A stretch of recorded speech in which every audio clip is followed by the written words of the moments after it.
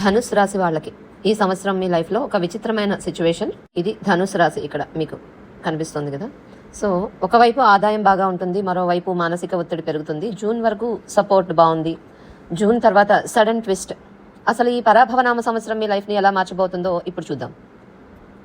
First మొదటిగా మనం చూసినట్లయితే ధను రాశిలో వచ్చే నక్షత్రాలు పాదాలు మూలా నక్షత్రం 1, 2, 3, 4 పాదాలు, పూర్వాషాఢ 1, 2, 3, 4, ఉత్తరాషాఢ 1వ పాదం. ఇవి సో ఇక్కడ నక్షత్రాలు పాదాలు అవి ఇచ్చాం కదా, అది ఆ నక్షత్ర పాదాలు ఈ రాశిలోకి వస్తాయి. ఈ సంవత్సరం మీకు మంచి న్యూస్ ఏంటి అంటే ఆదాయం ఎక్కువగా ఉంది, అంటే బలంగా ఉంది. ఆదాయం 14, వ్యయం చాలా తక్కువగానే ఉంది. వ్యయం 8 వరకు అంటే తక్కువే. డబ్బు వస్తుంది అండ్ సేవింగ్స్ కూడా చేయగలుగుతారు. కానీ ట్విస్ట్ ఏంటంటే కాంపిటీషన్ ఎక్కువ, కొంత అవమానం, ఈగో హర్ట్ అయ్యే ఛాన్సెస్ ఉన్నాయి ఎక్కువగా. రాజపూజ్యం 5, అవమానం 6 అంటే గౌరవం ఉంది కానీ ఛాలెంజెస్ కూడా ఉన్నాయి అనేది కనిపిస్తుంది. తర్వాత 2025 నుంచి 33 వరకు గురుగ్రహ అతిచార యోగం అనేది కనిపిస్తుంది.